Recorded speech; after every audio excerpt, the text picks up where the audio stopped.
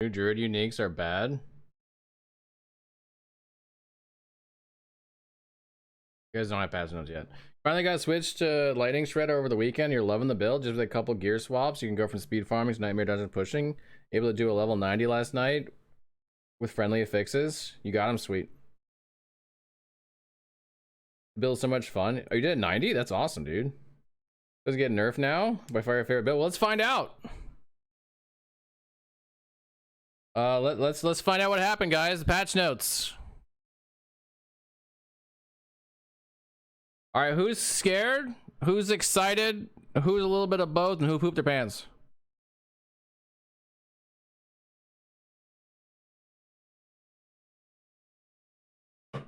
All right, here we go. Let's actually change and make something more epic.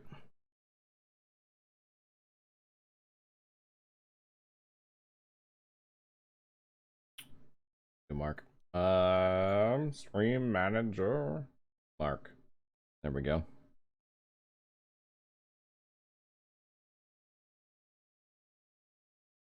Music.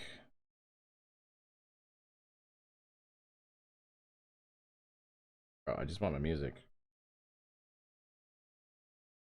We need... I mean, we need kind of epic, but not like too epic, you know?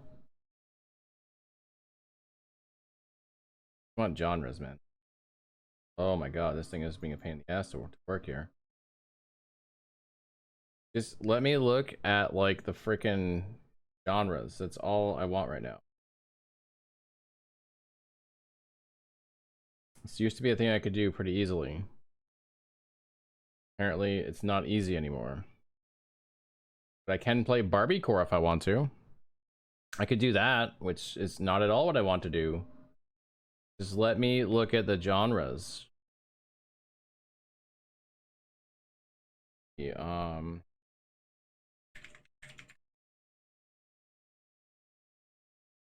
dramatic classical or epic classical? What dramatic?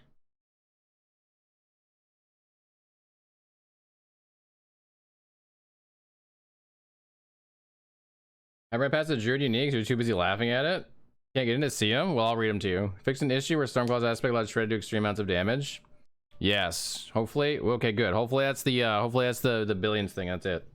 All right, here we go. We're actually gonna talk about the patch notes. We're gonna read the patch notes now. All right, starting from the beginning. New unique items and legendary aspects have been discovered in Sanctuary. Have they? Not yet, but about to. Use them to enhance your characters in the Eternal or Seasonal realm. These unique items can be obtained from World Tier 4, and the legendary aspects can be obtained from any world tier. 6 unique items. General. A Havarion Spear of Lycander. Uber unique staff, World Tier 4. Gain a random shrine effect for 10 to 20 seconds after killing an elite enemy. Can only occur once every 30 seconds. Developer note, the spear is an extremely rare drop. We wish you luck in recovering it from the armies of the Burning Hills. You will not get this. You will not get this. You will not get this. Don't try to get this. Don't waste your time. You're not going to get this. They don't know how to actually balance rare stuff. They make it so rare it's impossible to get. Don't bother. It's bad anyway. Even if it was great, don't try to get it. Don't waste your time. All right, Barbarian. Azure Wraith, the unique sword. Lucky hit, your core skills have up to a 20% chance to freeze enemies for 3 seconds and deal 0.75 to 1.5 cold damage. 0.75 to 1.5. I'm sure that's related to some specific thing in the game, some actual number. Interesting. Druid, Flesh Render. Ability Roar and Blood Hell deal 0.5 to 1.0 damage to nearby poisoned enemies. It's interesting. So they have to be poisoned and they get damage. Now, Blood Hell actually has a really short cooldown if you're killing a lot of enemies. There could be something there. I don't know there is, but there could be something there. Lidless Wall for Necro. Lucky hit. While you have an active Bone Storm, hitting an enemy outside of a Bone Storm has up to a 5 to 25% chance to spawn an additional Bone Storm at their location. Each of your active sacrifice bonuses increase the chance by 25%, and the total number of additional Bone Storms you can have by +1. It's a lot of Bone Storms. A whole lot of Bone Storms. Rogue is Eagle Horn, a bow. Penetrating shot has a 30-80% chance to fire an arrow that bounces off walls and scenery. Hitting enemies from behind with penetrating shot will make them vulnerable for 3 seconds. Just an arrow? Just like an arrow? Does it scale the same? Sorcerer, the Oculus, unique one. Gain the effect of the teleport enchantment for free. When you evade using teleport enchantment, you are taken to a random location. Developers note the Zero Wraith and Flesh Render unique items have flat damage effects which scale with power. For example, 820 item level, Azure Wraith deals between 33, 59, and 67, 18 damage. Okay. The Oculus there looks like a really good way to have no idea where you're going as a sorcerer. Fortunately, they're super tanky, right? So it should be fine. 7 new legendary aspects. 2 general ones. Oculus a D2 item. Cool. Audacity. When there are at least 5 close enemies, stun them for 2 to 4 seconds. Can only occur once every 20 seconds.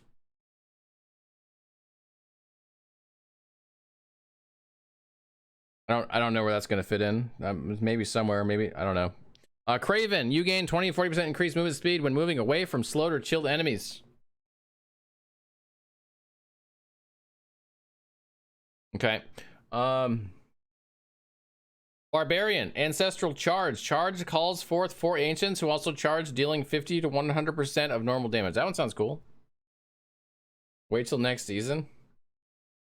They're all D2 items. People wanted D2 back. Druid, subterranean, poison creepers active, also cast landslide in a circle around you. Earth skills deal 10 to 20% increased damage to poison enemies. This one could have value for leveling. I don't know about anything past that though. You gotta get creeper to reset. Now I don't know if maybe for leveling. What's up, Source Ash? Necromancer, gore quills. Blood lance will consume blood orbs to also conjure lances from them. Each additional blood lance deals 20-50% of normal damage and prioritizes targeting unlanced enemies. I don't know anything about blood lance. That sounds cool. Still hope though. They did a lot of what people are asking for. Rogue, pestilent points. Every 3rd cast of puncture is poison imbue with 100-150% of normal potency. That sounds good. That's like that's more than 30% damage. It's 50% damage. You get the best version. That's a lot of damage. Sounds like it could be really strong. Sorcerer, Searing Wards. After spending 200 to 100 mana, your next firewall is free to cast and will destroy incoming small missiles. Not knowing much about Sorcerer, that sounds solid. That sounds like Druid got screwed here. Good, but Puncture is already the only generator worth using. So it's just better then, right? So it makes it even better.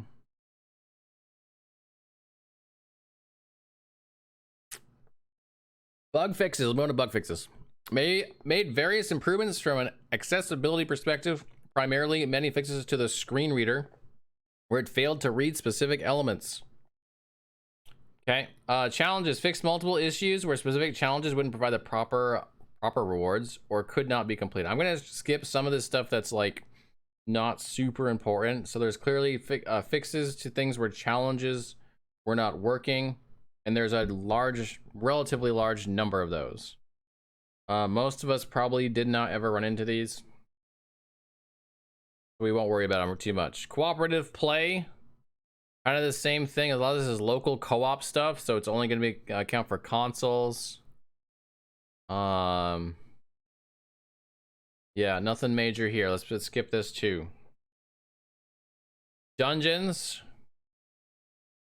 These looks like just another bunch of like bug fixes happen in very specific situations. Here, let's see here. Fix an issue where level scaling in the level 100 pinnacle dungeons is inconsistent. Okay, it's interesting.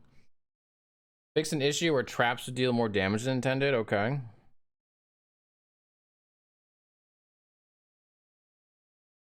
Apparently, Thorns are fixed in Nightmare Dungeons affecting Fizz and it'll now be non-Fizz, which is bad for us because you gain a lot more damage reduction from armor from Fizz.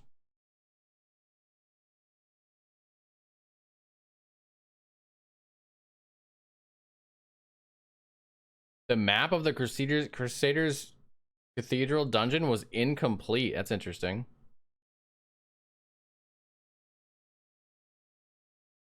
Okay. Those are the major ones there. Gameplay, Barbarian. An issue where the number of enemies defeated the Barbarian class quest, Masters of Battles, are displayed. Okay. Anything special in here? Maelstrom could be cast more than 3 times rapidly, casting Warcry. Interesting. Back in a bit to get my opinion. All right, dude. Enjoy the gym. Odin nerfed. Interesting.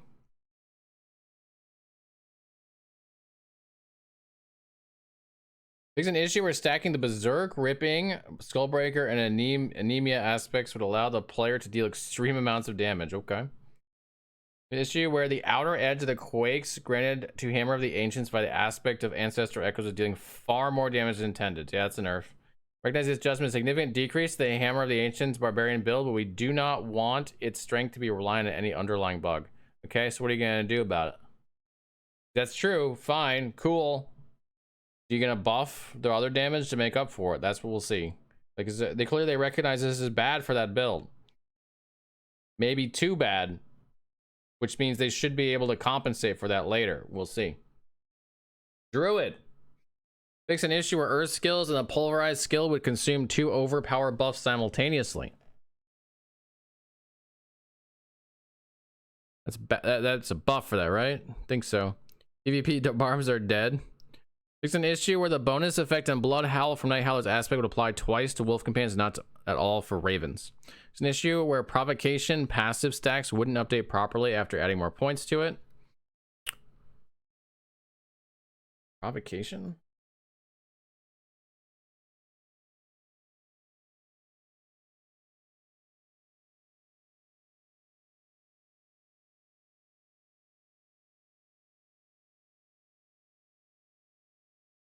We're gonna use the Maxwell ones.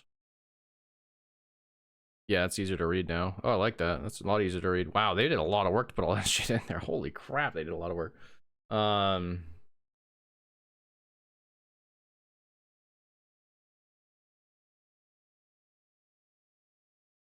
Browse light provocation. Oh, I never use it either. How you doing? Hope you're doing well. Can you tell us what should we do? What do you mean, what should you do? Probably want to read the patch notes, see what's changed. Go from there. All right, let's see. What do we got? Fix an issue where the automatic transformation from the Insatiable Fury would cause the Earth Sign Strength Key passive to not proc consistently. Okay, interesting.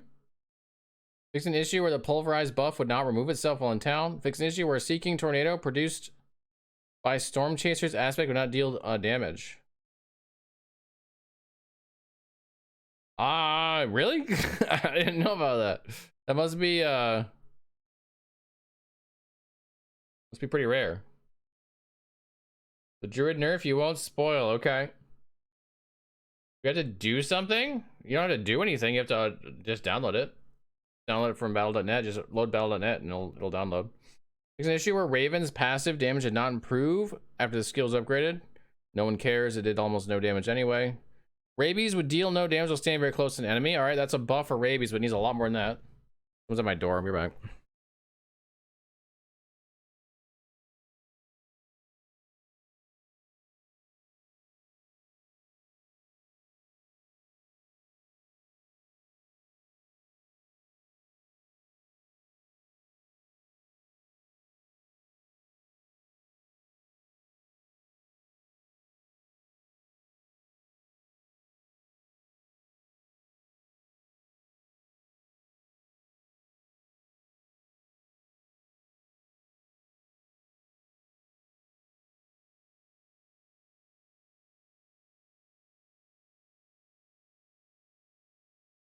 All right, where was I? Oh yeah, do the login for your highest progress character. Yeah, good point. Okay, where was I? Extension where Storm Chase actually allowed its shred to do extreme amounts of damage. Yeah, we're gonna have to test that one. See what that really means.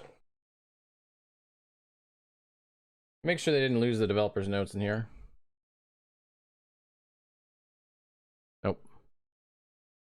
Okay. Necro. Fixed an issue where Necro could not obtain daggers from the Purveyor of Curiosities. Issue where the Necro's minions would have their life bones deactivated while in town. Bone Spear cast through chilling wind from an elite enemy would increase the number of generated echoes for that cast. Bone Spear could cause erratic movement. Canceling Blood Mist when it's already have cooldown would immediately recast it. Oh. That's not good. You don't have to farm something to get advantage of the new season. Nothing beyond before. Just had to get your renown and your altars. I think it's an actual nerf. You think it only affects those once every blue moon hits that were causing billions of damage? That's what we're gonna have to test. That's about once every 7 to 8 dungeon runs. So as long as it doesn't affect the normal dungeon interaction, I think it'll be fine. That's I was gonna put out a video on that, but I never got enough time to put it out. But yeah, we tested that pretty strongly, and it does seem to be just very, very random. But that doesn't mean Blizzard sees it that way. So yeah, we'll have to see. All right, Sork. Fix an issue where Firebolt enchantment effect did not contribute to the combustion key passive. Issue where the passive stacks generated by align the elements could partially reset in an unexpected way. Casting Deep Freeze to prevent the ice shards enchantment effect from triggering. Aspect of Control was applying its damage bonus 3 times for staggered bosses. I wonder if that had something to do with how Blizzard was working on Lilith. No idea. I have no idea how that works. Gravitational Aspect was appearing weaker on two-handed weapons or amulets. Okay. Enchantment effect for Chain Lightning had no visual tracking bonus and could also unexpectedly drop off. Incinerate would immediately cost 30 mana when cast in addition to the consistent channeling mana cost. It now properly only costs mana as it's being channeled. Alright, that seems like a buff for them. General bugs. Multiple instances where players could unnaturally teleport during boss counters. Chest and a chest. Okay. Wait, there's a chest that you could be interacted with infinitely? Have I not heard about that?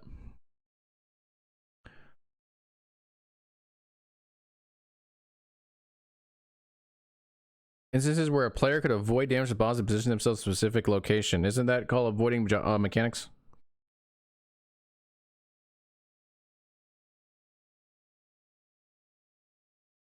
Fix an issue where monsters with a cold, bleeding, burning, or corruption affix would freeze players in one hit in nightmare dungeons with a cold enchanted affix. So that wasn't intended. They weren't supposed to just insta freeze me. That's good to know. Because that was annoying AF. That was annoying AF. There's an issue where cold enchanted monsters froze players more often than intended in higher world tiers. Okay. That's also good. That's at least one form of annoying ass CC that should be a little bit less annoying. That's good. There's an issue where a chest could spawn that would provide infinite loot. You said that already. Held tied in the fields of hatred. It's an issue where the player, by the way, this is like the biggest thing so far, I'd say. Oops, these two are probably the biggest thing they've mentioned so far, because that's just going to make the game a little bit more enjoyable. It does not fix the CC problem, I don't think, but it at least helps. An issue where the players will be damaged by the Helltide Firestorm while standing in a town. Fix an issue where enemies resurrected by shamans will continuously drop aberrant cinders and Helltide. No, that was a good thing. No, that was a good thing. Chain Lightning could bounce infinitely between the caster and other player characters standing in a Fields of Hatred town. That's funny, I guess. Crackling Energy could hit other players in the Fields of Hatred town. Okay. Players could not see other players that they should when re-entering the Fields of Hatred. That would be problems. Certain areas of Fields of Hatred being correctly flagged as a town, rendering players unable to cast skills while still being able to be damaged. That'd be a problem too. Items and aspects. Anything in here that's important? Cost reduction of Starless Skies could drop off. The Protector is a barrier one. Triggers barrier effect after destroying a breakable object. Well, those are elite. Ring of Misfortune had incorrect stats. Who would want that?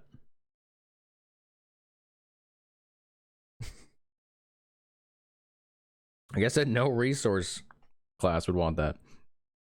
Like, I guess like a basic, like, yeah, that's a class specific though, right? Because I haven't seen that. Ember's staff weapon didn't apply the bonus damage to crowd controls enemies, which is inherent for all stave type weapons. Oh, I'm already sucking at reading. Any character many interaction would reset the bonus granted by intercom. Maximum life effects on the Mark of the Conclave quest item was scaling improperly. Aspect power would also increase when upgrading an item at the blacksmith. That was good though.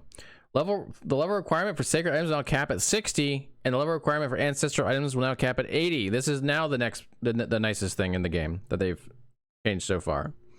Now you don't have level 99 items that your alts cannot wear because they can't access them because they're level 80 or whatever. Level requirement cap is a big QL change. Make it easier to farm for your alts and such, or for trading. Yeah, it's still stupid as hell that it's connected in any way to your character level, like directly connected. But this is a lot better than it was. There's an issue where Mother's Embrace unique ring did not trigger properly with several abilities. Okay. Monsters. There's an issue where items of higher power than intended were dropping from rare monsters. Oh, sorry guys, that was not intended. I know it was fun and all, but we're not about fun here. Gotta fix it. Fix an issue where the warg's jumping attack dealt no damage when passing the player. Fix an issue where the pitiless Gur monster would endlessly run around in circles. That was actually pretty fun. I like that one. Fix an issue where the lightning enhanced champion Goatman would fail to deal damage to the player. Fix an issue where monsters with suppressor effects be immune to damage from abilities that started initially outside the immunity circle. Example, when a barbarian started a whirlwind cast for getting within proper range of the suppressor monster. This is actually really big for Shred. That's really big for Shred. Fix an issue where clones of a monster with a suppressor fix could also have the suppressor fix. I've noticed that. Fix an issue where treasure goblins would behave erratically if initially engaged from long distance. Fix multiple other issues where monster behavior could not perform properly and could be exploited in some cases. Okay. Quests and events, there's probably not much in here that we're gonna really care about.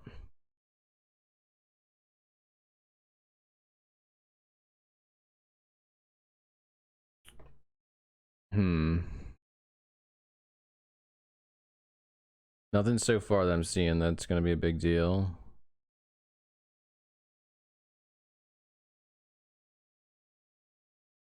Grizzly Rage, that's not in the quest events.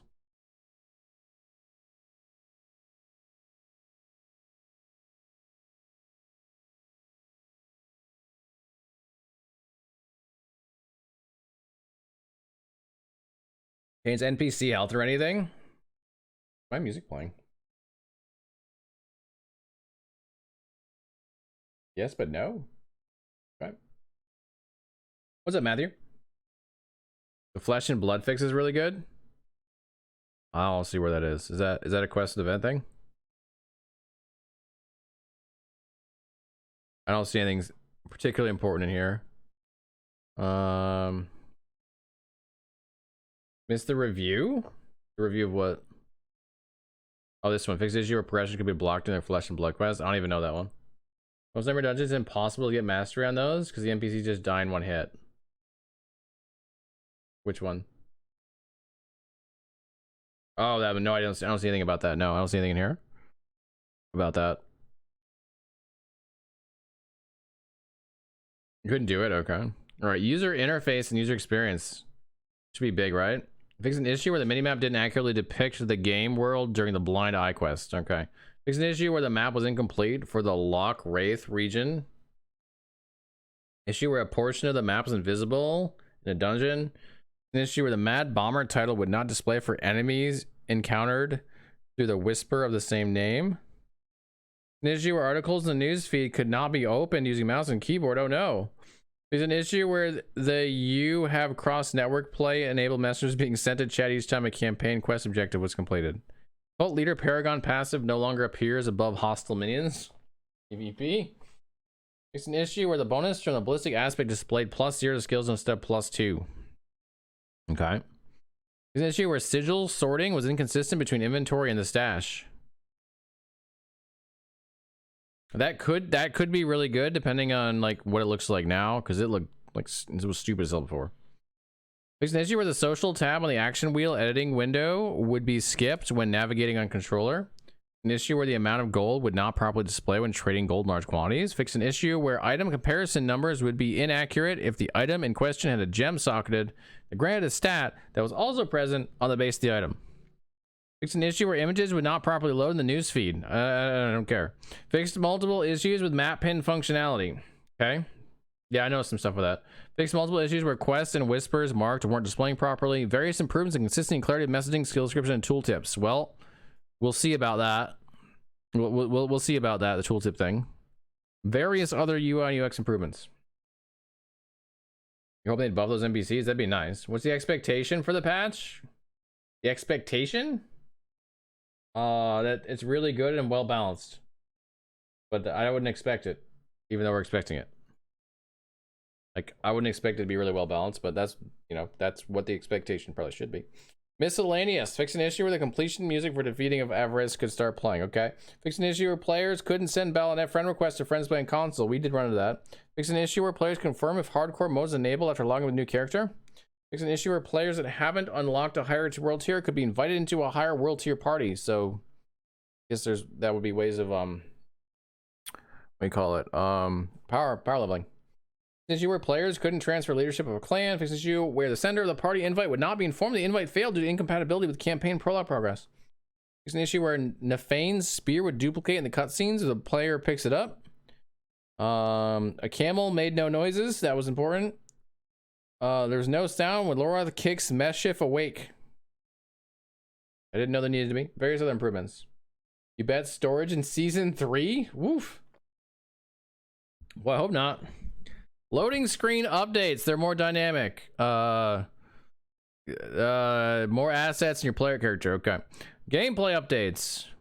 Altar of Lilith unlocks are now account-wide. Yay! They kind of were before, but now they are really for real. Map discovery is now account-wide. Same thing. They were, but not really, but now they really are, maybe. As long as you log into a character that's done it. Whispers will no longer reward sigil dust. Why?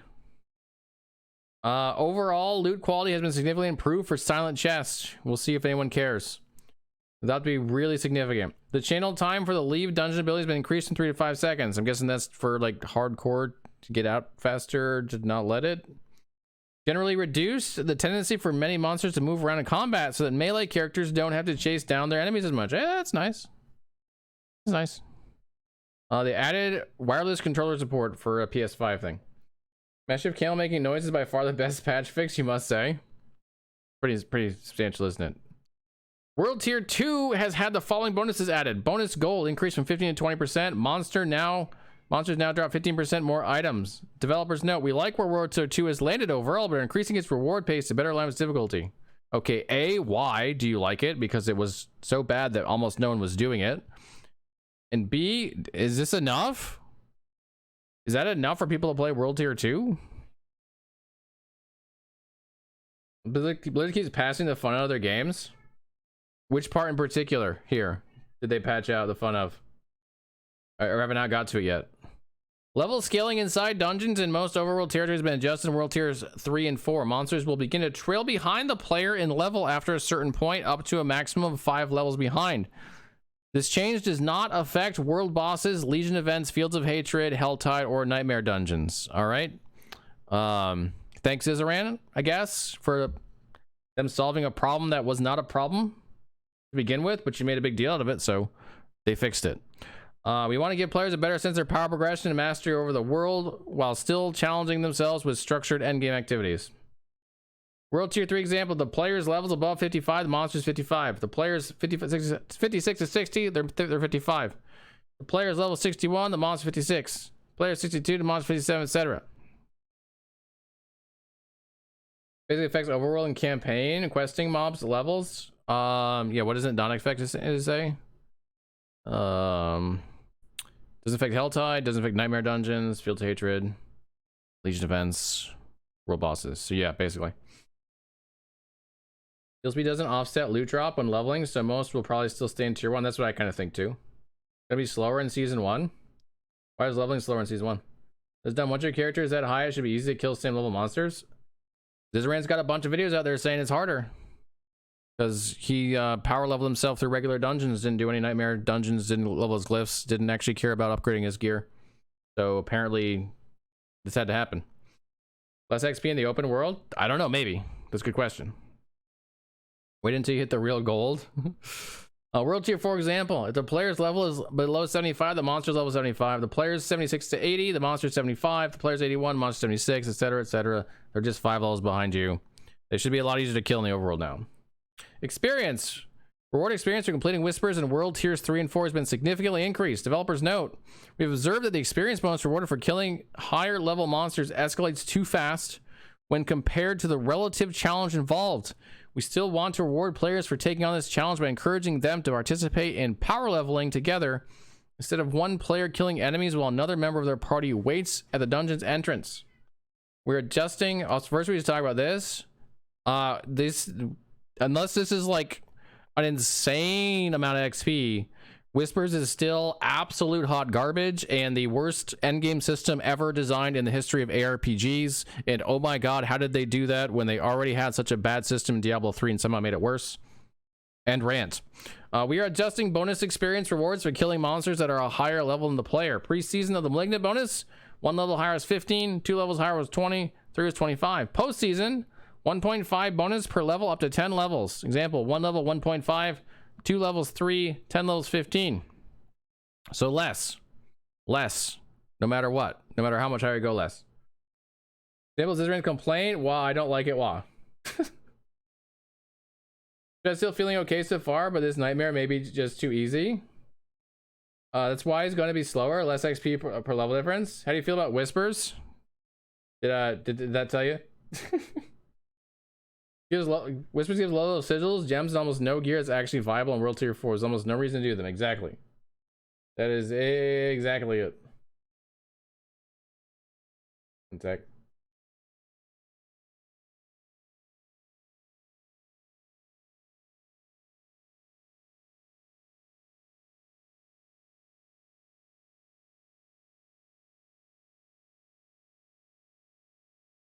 Okay, sorry.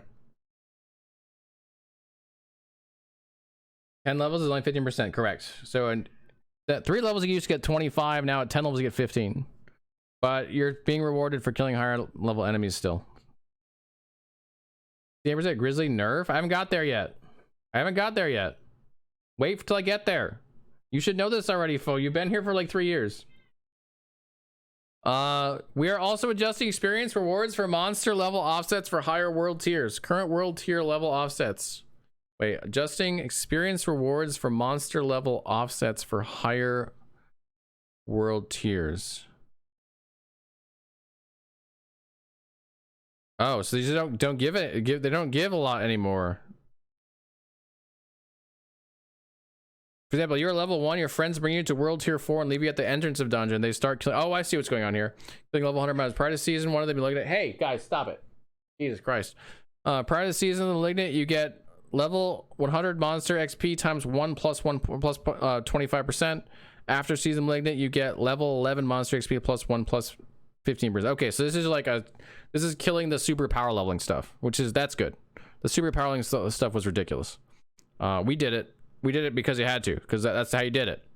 That's the fastest way to do it, so you do it, but I don't like it. So I'm actually happy with this part. This part up here makes little sense to me. At least make this go to 25.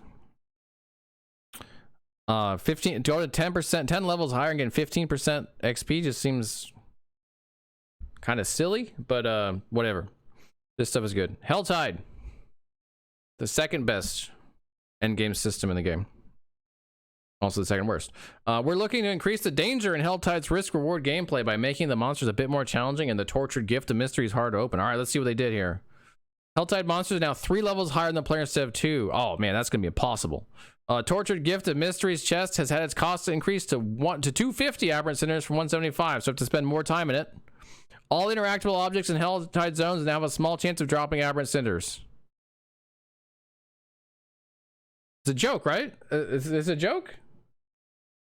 That's a joke. Why is this music not playing? That's a joke, right? It's not harder. 2 to 3 is nothing. And you just made me have to do it more. And then you gave me separate plants and rocks. They didn't make it more dangerous. You should be in the funeral march. What a joke. Yeah, you just gotta spend more time there, and it's no harder than it was. You can open for your chest. Yep. Yeah, harder for fresh 50, I guess, but that wasn't the issue. Make it as annoying as possible. Made you click more things. Correct. That's correct. That's what they did there. Yeah, that one didn't nail it, did it? That one did not hit the mark. That one's like, that's one of those where like your developer's note makes me think you don't actually know what the problem is. Like that you're actually completely clueless about what's the issue with Helltide. You have no idea. You think that's gonna fix anything with it. Anyway, moving on to balance. And we're gonna start with Druid, so you guys can stop trolling me with Druid stuff. They made the game slower and more annoying.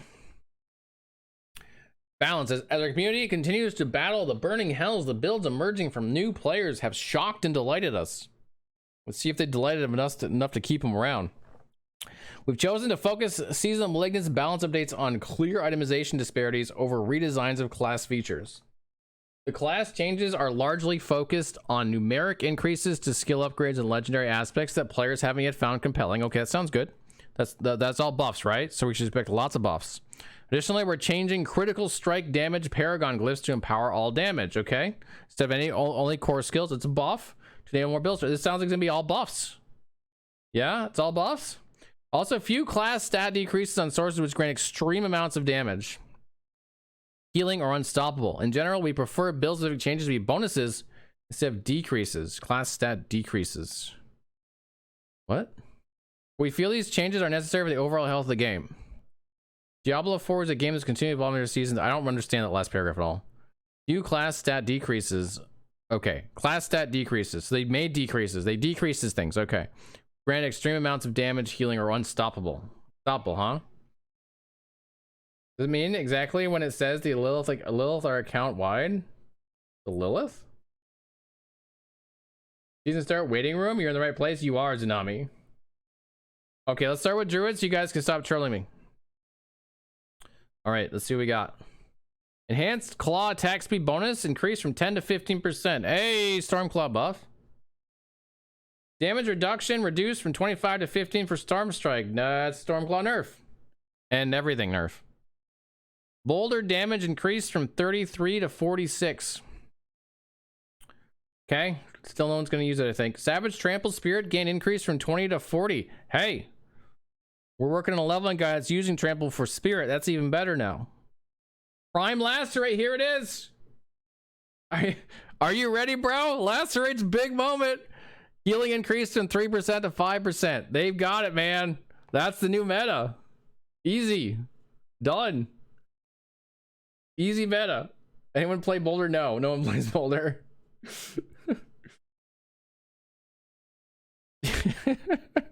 Cataclysm. Lightning damage increased from 64 to 77 and tornado damage from 19 to 23.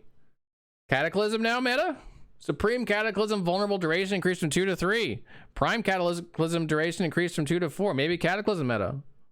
That's game over.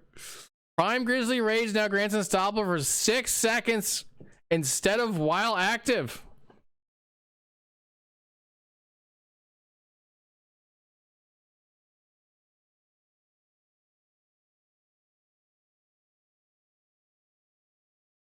You guys excited about that?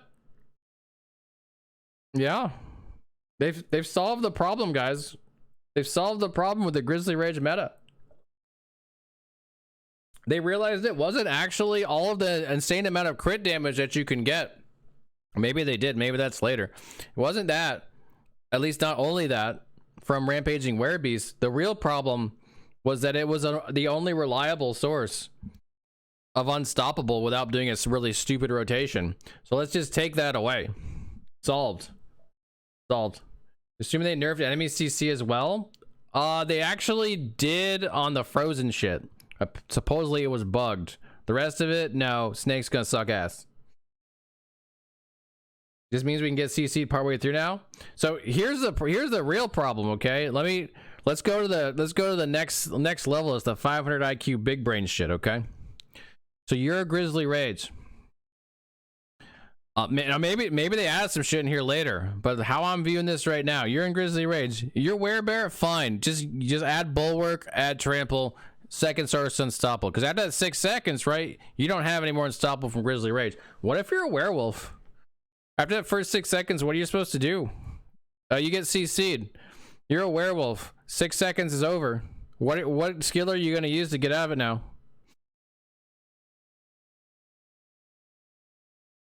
What you got? Socket Topaz. And pray you survive. You can't. Yeah, you'd have to run Bulwark without Grizzly Rage. You couldn't run Grizzly Rage. You wouldn't be able to. It wouldn't be an option. God, so many pings. Grizzly Rage worse than slot for hardcore werewolf. So you're just gonna run Bulwark and do no damage? Next level, a shred. How are you gonna run Bulwark? It's not a storm skill. You can't get the CDR. After 2R, just need to cap the crit. Yeah, that's what they need to do. I agree. Okay, so, but in all seriousness, I don't think there's necessarily yet a death sentence for it, because I do play Shred and I spend quite a bit of time without Grizzly Rage up and without Unstoppable, and I can continue to progress. I can continue to kill stuff. It's not going to feel good to have even less Unstoppable, but it's still playable. Stormclaw Werewolf with Symbiote. Yeah, that's an easy change, except now Stormclaw does like 0 damage. Like, good luck doing damage with that without doing the bug shit.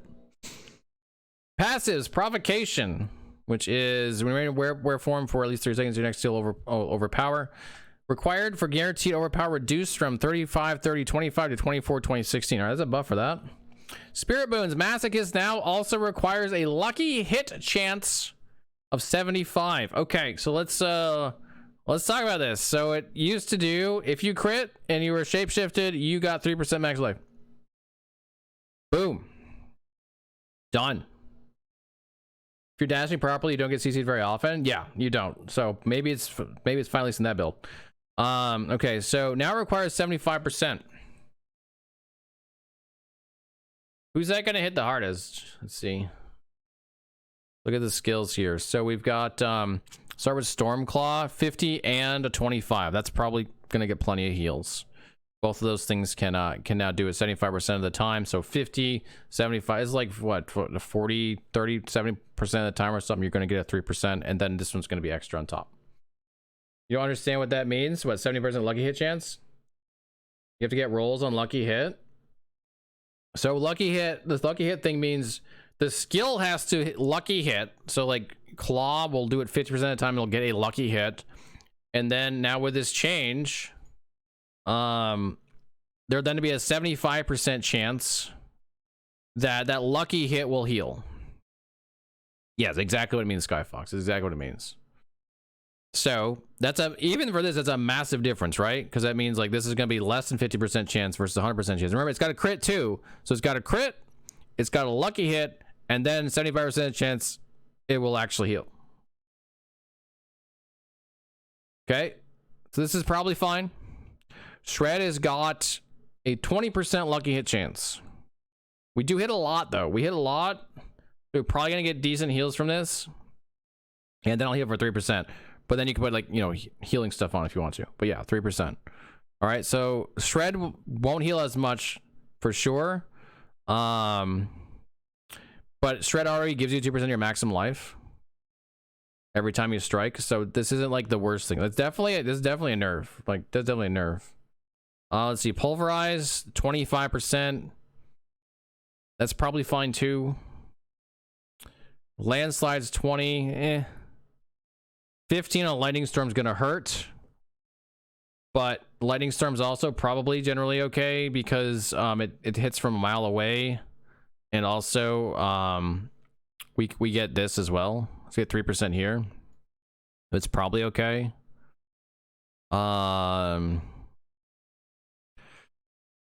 Tornado might not even take it anymore. 8% lucky hit chance. Oof. That's like what, a 6% chance per hit that you'll heal. They might still take it because they're only going to get this. They don't spam as much as Lightning Storm. I think this hit Tornado the hardest.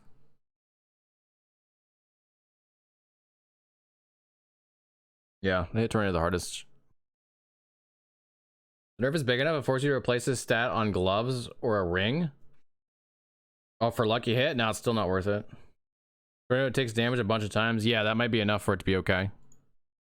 It'll have to be tested.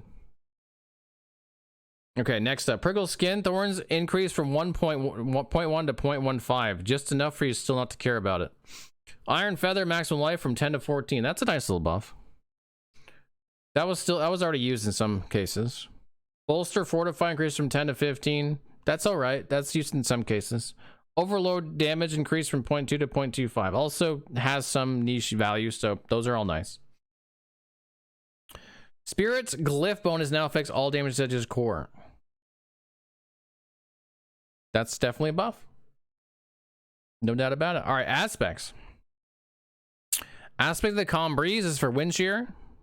Lucky hit chance increase from 5 to 10 to 7 to 12. Not just enough for it to not matter at all almost. Balanced aspect, I don't know why they think 5 to 10 to 7 to 12 on a lucky hit chance. Then it also has to have a lucky hit chance, so it's like it's a fraction of that actually change. That's like maybe 1%, maybe 1%. It's not going to do anything. I don't know why they think it's good. That's awesome for Spirit Glyph. Yeah, Spirit Glyph is good. That was a good one.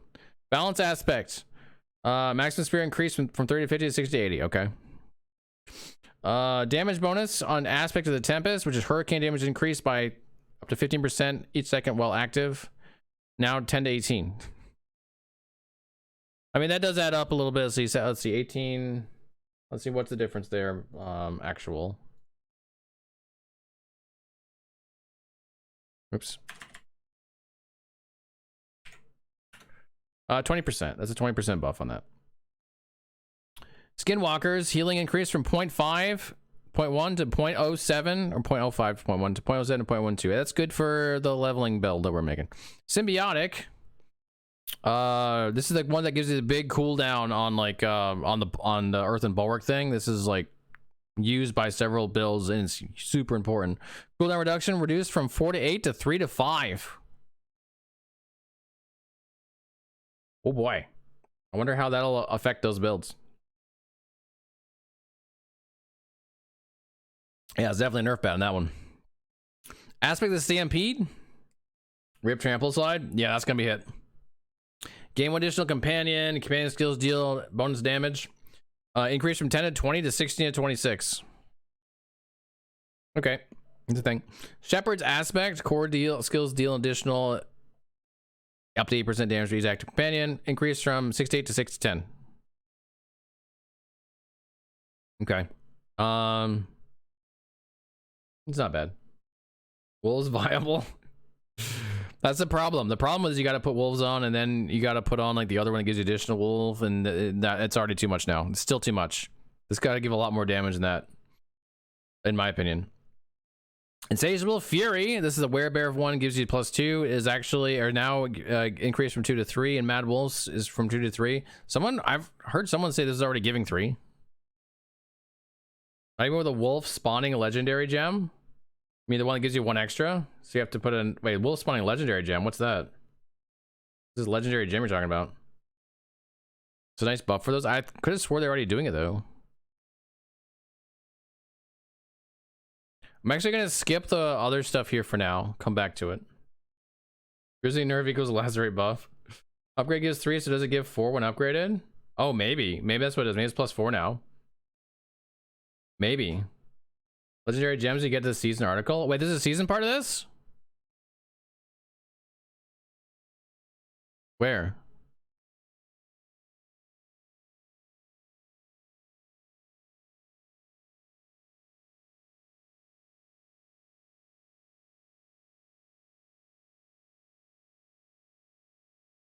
They have it in here?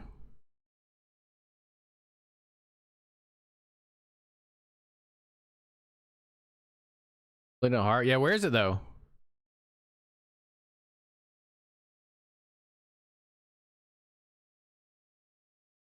A separate article. Okay. Do you guys got a link to it? Oh, you do. It's right there, right, literally in front of me. You already posted it. Okay.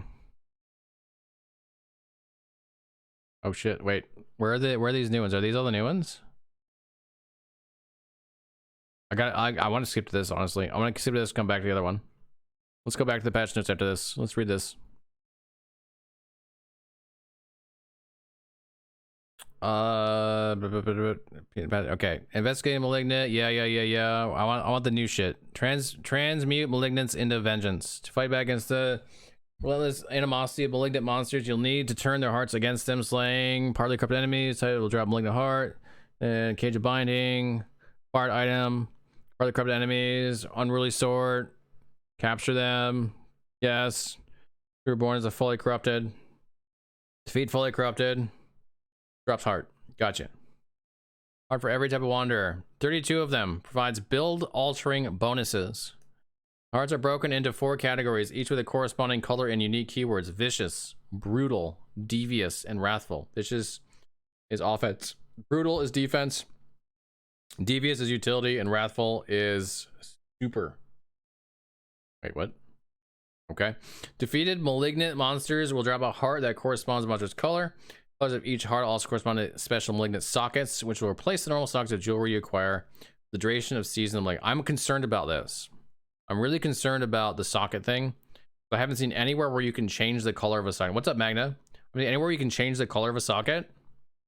And so you're gonna get like a super amazing fucking pog ring, and it's gonna roll a shit color, and you're just gonna throw it away. You're gonna be insanely pissed about it, because that's never been something that would prevent you from having a great item up to this point. We'll see how it goes. Wrathful hearts are a special case due to their rarity and can be placed in any socket. To roam sanctuary in search of malignant monster dispatch, keep an eye out for the ones that match the color of the item socket you're looking to fill. It's whack. I'm worried about it. Someone's saying that jeweler or occultist could change colors of sockets where you craft them. Do you have any source on that? If you can change the socket type, it's not a problem.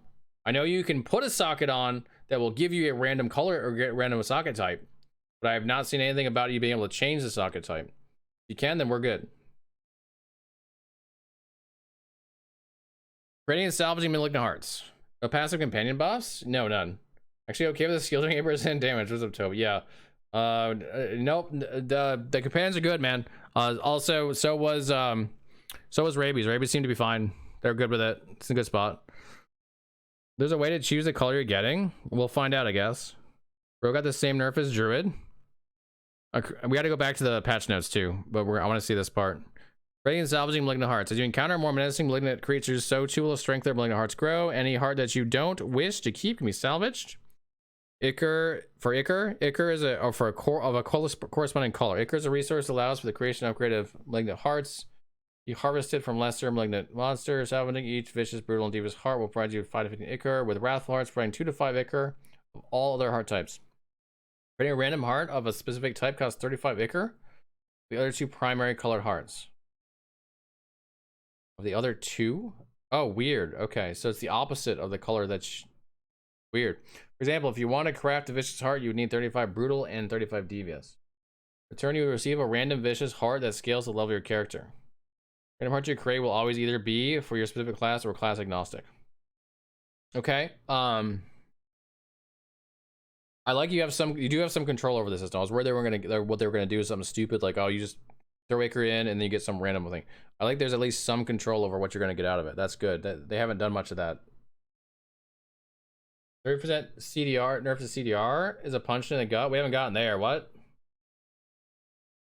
Oh, they have 3% life gain nerf. Wonder if the D4 team has played a video game before? Yikes. Harness their power, elevates your build. So let's bear in mind, some of these nerfs look like shit. Well, I haven't gotten to the part to see how much power is coming from these malignant hearts. Maybe they're gonna make up for some of it. We'll see. Each of the 13 malignant hearts pack a punch with the bonuses they provide, wielding the very core of the rot-infused husk you've slain across sanctuaries, essential to bringing about safety. Below, you'll find a full list of the malignant hearts. I'm actually surprised they released this. They must want people to be hyped about and think this is going to work. For example, the stats you see reflect what a level 20 character would receive as a drop. Okay, that's important. Level 20 character. As your seasonal character grows in level, so too will the power of the hearts that drop for them. Let's specify the heart can be acquired by playing in any world tier in the seasonal realm. Okay. General. The Pakana. Critical strikes electrically charge the enemy for up to 2.5 seconds, causing lightning to arc between them and any other charged enemies, dealing 136 lightning damage. We'll see how well that scales. That sounds like it'd be good in Lightning Shred. It could be good on that. It could be good on Lightning Storm too. If it scales lightning damage increase, which it should, it is lightning. So if that we can scale that with lightning damage, that could be good for our lightning builds. That could be a good one. The Dark Dance doesn't drop till World Tier 3 every 5 seconds while above 60% life. Core skills cost 68 to 51 life instead of your primary resource. As I consume life, deal 10 to 20% increased damage every 5 seconds while above 60% life. Core skills just one time. That's shit. That's garbage. That is absolutely insanely bad. For Chain Lightning, true. Tempting Fate. You gain 46% critical strike damage, but your non-critical strikes deal 20 to 15% less. Ooh.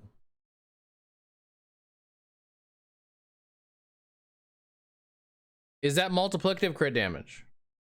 Or is that additive? One free cast? Yeah, basically it's one free cast every 5 seconds. They fix the nightmare resets party, or people will still farm the same nightmare over and over? It's more or less fixed because I mean there might still be a bug that I'm not aware of, but that one might be good. Yeah, that one might be good. If that's multiplicative, it might be good. The Lion Heart. You gain 10% barrier generation. You heal 3 to 7 life per second while you have an active barrier. That's meh. That one's probably like no, actually that is not. You don't even want this for like the bulwark build because it wants to go low life. You don't want to heal. You can still reset. Oh, that sucks. Revenge. Not till World Tier 3. 10 to 20% of incoming damage is instead suppressed when you use a defensive, subterfuge, or a macabre skill. All suppressed damage is amplified by 250% explodes, dealing up to 1360 to 40 fire damage nearby enemies.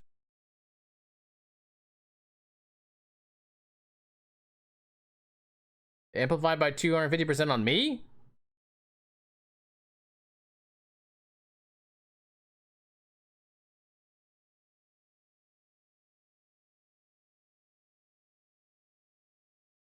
Kill yourself build? Yeah, 2.5 times more damage taken on that 20%. Obviously, you want that to roll 10. I think. But that's a very confusing one. I guess you want to use defensive skills very often.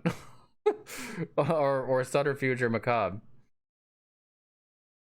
Prudent Heart, another defense World Tier 3. You become immune for 2 to 4 seconds after you lose more than 20% life in a single hit. Only occur every 110 seconds. Well, that killed it. Remember that as damage does, I'll find the number we would have taken and does damage instead. If that's how it works, then it's strong. But it also gives you like an additive number. So maybe they take that number and they multiply it by the number of this by 250. I don't know, that math doesn't work out to me. But maybe it's both. I don't know. It looks like you take the damage. That's how I'm reading it. Revenge might be good for Blood Howl because you cast it often. Yeah, that was what I was thinking. Blood Howl might use it. Doesn't actually damage you. It's a bit like Thorns. Well, how do you make that math work? All right, let's see here. So, tell me how this works. I take 20% income damage. Let's say that I take 1,000 damage. It's amplified by 250%. Then I deal up to 2040 fire damage. Well, how does those two things work out? Are they just together? It's not worded that way. This is not connected to this. It doesn't say your damage.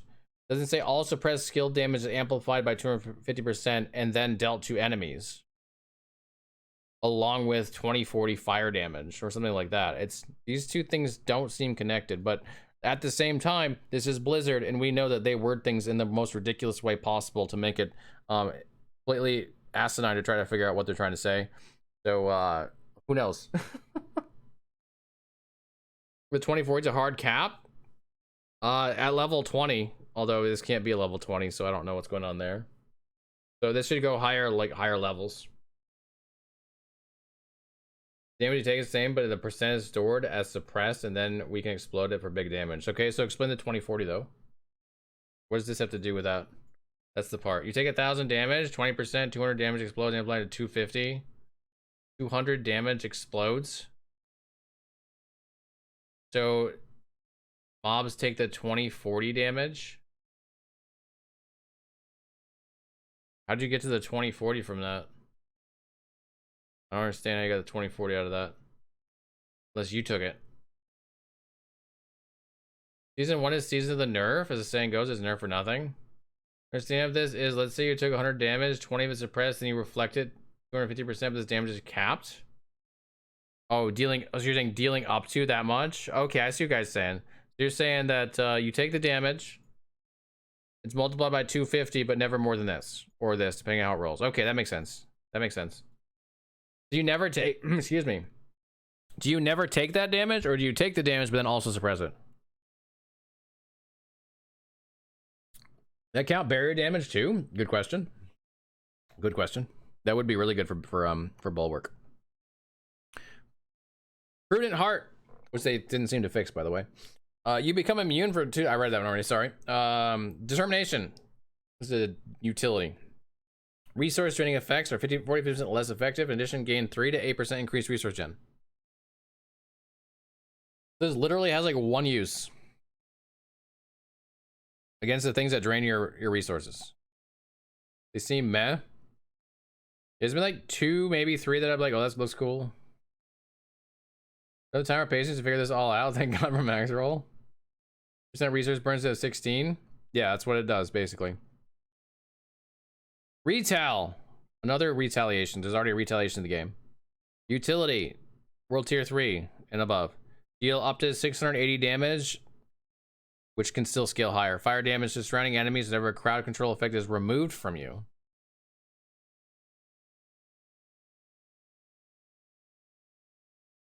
No. Seems ignoring the new mechanic and still slotting skulls into jewelry? Oh man, I hope not. The calculated, another utility world tier 3. After spending 150 to 200 of your primary resource, your next attack stuns enemies hit. 2 seconds. That actually might be all right. If you make a build that can do like a ton of resource cost and actually maintain it, which you can get pretty crazy. You just need to get the 150. That one might actually be pretty good.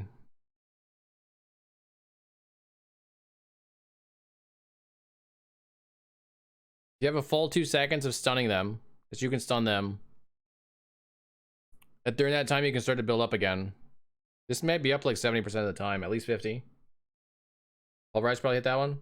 Maybe the numbers can be ignored. They represent what a level 20 would drop, and they can be a lot more powerful than this. Yeah, this one probably not so much though. Like this one's probably 150, 200 primary resource. Some of the other ones, like the retail. Retail is not the damage that makes that meh. It's the, oh, you want me to take crowd control and think I'm gonna like have fun. No. That's not how it's gonna work. Retail is a joke. I mean, maybe Thorns would use that.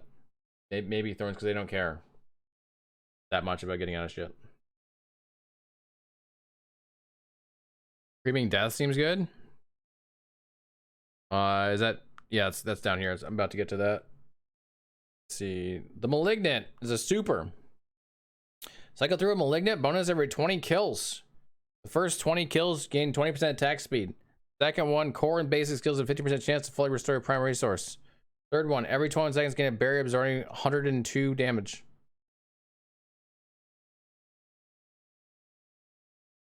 I can't rely on any of those.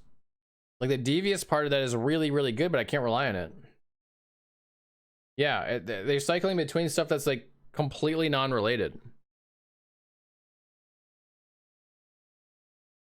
What's the barrier duration? Who knows? It's probably doesn't matter. It's probably like that looks like the weakest one to me. Creeping Death. Your damage over time effects are increased by up to 40% for each different crowd control effect on the target. Unstoppable monsters and staggered boss instead take up to 130% increased damage from your damage over time. Holy shit.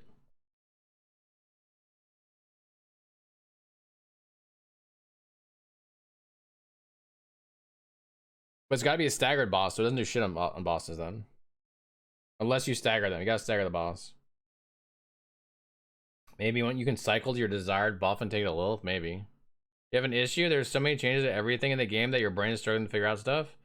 Yeah, that's normal. That's normal for big patches like this. Druid got some interesting PC buffs. Broken because you could run frost boots. Oh, it's true, you could run frost boots. Poison, rabies, and spider? Use that one in group play? Oh yeah, does it say?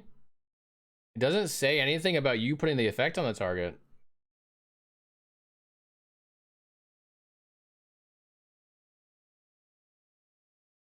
That is, yeah, creeping death feels like it's gonna be busted. Someone's gonna bust it. Smell burning, look at the notes. The Barber. World tier 3 only. Critical strikes or above. Critical strikes and all subsequent damage within 2 to 4 seconds absorbed by your target. Then the absorbed damage erupts onto surrounding enemies. Absorbed damage is increased by 10. Critical strikes and all subsequent damage within 2 to 4 seconds is absorbed. Then the absorbed damage erupts onto surrounding enemies. Stored damage increased by 10% per second.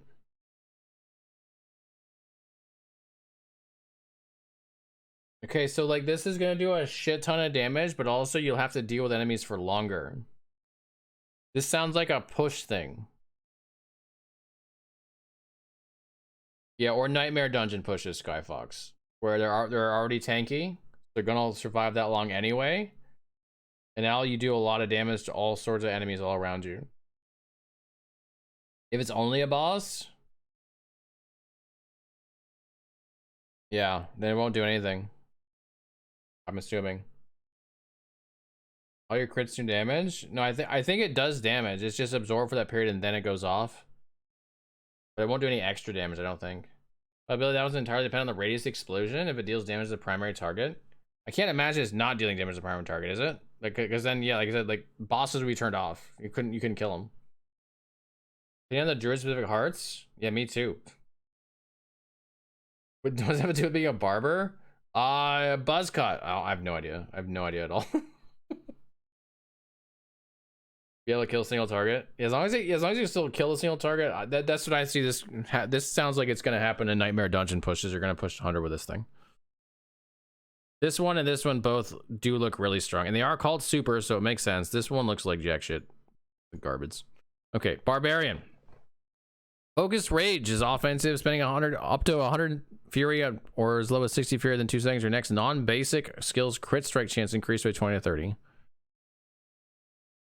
I imagine someone can use that. Resurgent Life, while below 40 to 60 life, you receive 56% more healing from all sources. It's got some value. Punishing Speed, your skills have a 23% chance to knock down all enemies for 1.2% when that skill's attack speed is higher than 35 or okay.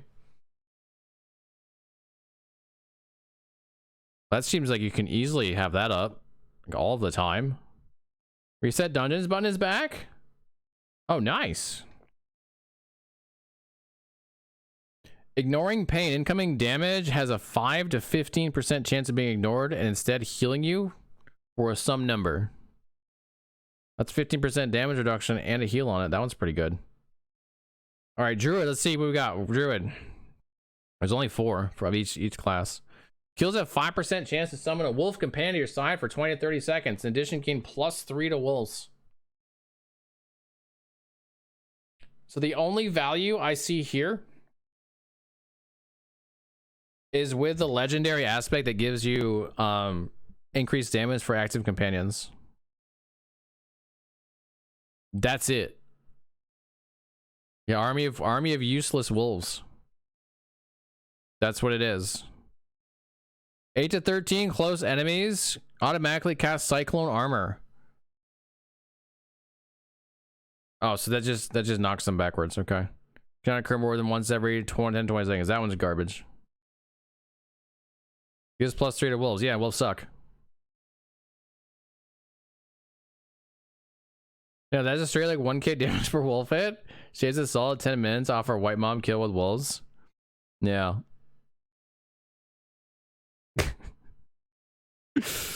Inexorable force. Up to 30 to 50 distant enemies are pulled towards you while you have an ultimate skill active. Oh, that's fascinating.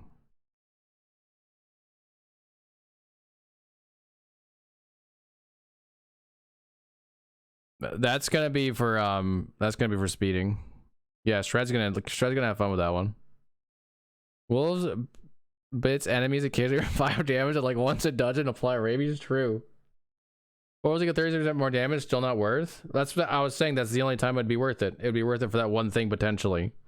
If you're willing to invest in that skill and use it for increased damage for other things, but you have to use it on a skill slot, which probably still not worth it. Probably still not worth it.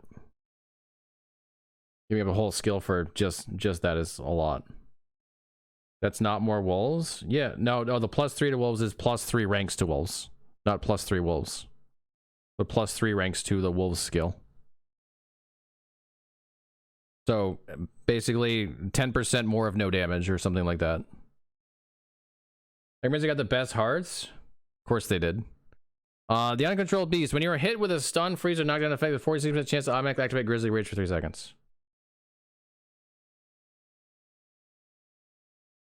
Yeah, when it procs. Yeah, just like the skill damage on it. Yeah. Unconstrained beast is interesting. But what happens when it doesn't go off? I think unconstrained beast is going to be needed. Yeah, you're going to get the unstoppable, right? When it goes off. Yeah, why wasn't you doing? Yeah, you die. Exactly. So it's like, it makes up for some of what we lost, but only some of it. Can give it to you while you're on cooldown. Yeah. Or give it to you when you don't use it. Like normally. To get you out of shit. It doesn't say you have to have in your bar. To put on cooldown. That's a good question. It's a very good question. Gonna have to test that one. Give it to you twice? Could. Not against fear, but at least you can dodge that. Yeah, you run away on that one, so it's not as bad usually. Last raid so OP, they didn't bother giving another ability, right? It doesn't have anything in here. Proc on the 4th second of Grizzly Rage. Now that doesn't give unstoppable. That now doesn't give unstoppable. I imagine it's just like any I don't know. I have no idea. We have to test it. I have no idea how that's gonna work. It's good questions. Yours is up and then it doubles the effect of it. That'd be OP. That would be OP. Inexorable forces last rate buff. Yeah, actually, bro. Actually, though. Yeah, that's 500 IQ there. Okay. All right, here's the build. Lacerate, you dash and you're immune 10 times, right? And you deal like a bunch of damage, right? And you have crits and you heal and all that shit. All this stuff's going on. Yeah, it's all good. Guaranteed crits on the initial strike, which I guess is fine. Well, anyway, all that stuff's there. So you pop it and then pray hard that these things are pulled instantly to you and they get hit by all the shots, and then that's actually kind of cool. That's kind of cool. Yeah, make it 3 seconds longer and refresh 6 seconds of softball. That'd be good. That'd be nice. We'll find out. So maybe there's something there with the inexorable force actually would lacerate, weirdly enough. Other ones say you have to use Grizzly Rage to proc it. It does not say that.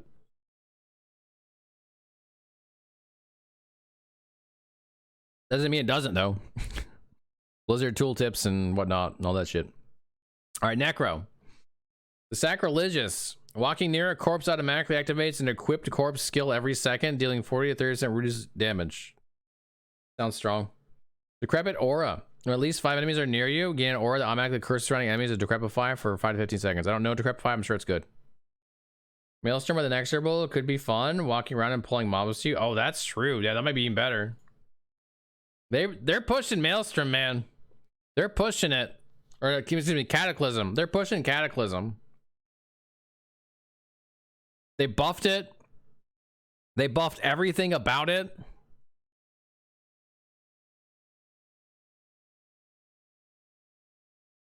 That might be it. That might be the play there. There might be a Cataclysm build. Quick shift druid seems like the most optimal way to go. Which one's quick shift again? Oh, you mean the swapping out? I don't know. We'll see. Already forgotten your class ability names? Too long of a break? Understandable. Frozen Terror, up to 10-20% chance of inflicting fear for 2.5 seconds. Feared enemies are chilled for 20% every second. Okay.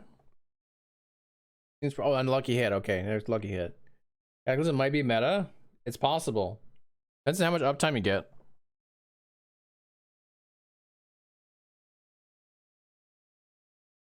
Here's also a possibility. Think about this amazing gameplay. Okay, don't even worry about the CD that much. You can get 100% uptime in Kata now or before. By Battle Pass. Here's the play, all right? So you're gonna run Kata. Hold on, everything's in a Kata. You walk into a dungeon. You pop Kata. It pulls all these enemies away, right? Or into you, and then you just kill them all. And then you walk up a little bit to the next part, and then you just wait for the CD. You just stand there for a bit. Just wait.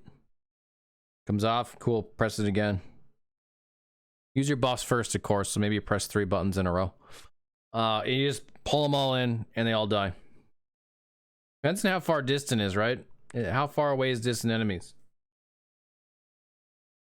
And you just do that 4 or 5 times, the dungeon's over. Whereas balancing Necro is not on the same page as the other devs.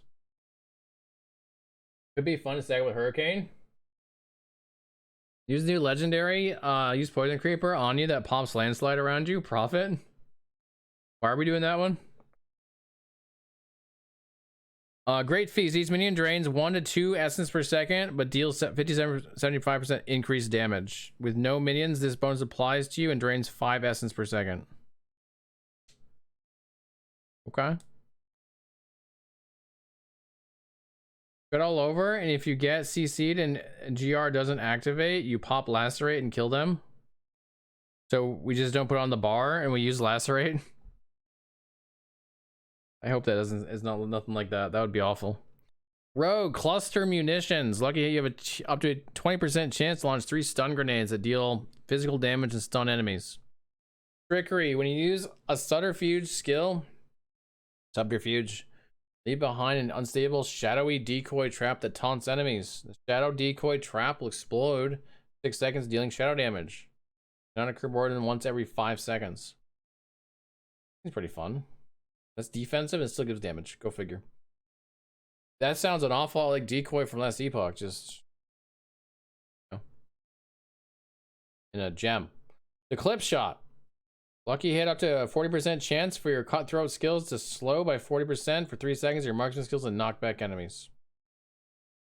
The Vile Apothecary. Your attacks have a 5 to 15% chance to apply all imbuement effects. 40 to 50% of normal potency. That's not lucky hit. Okay. Last Necro is just a free 50-75% damage. It looks like it. Well, it's not free because you do have the 5 essence per second, but if you can overcome that, then yes, it looks like it.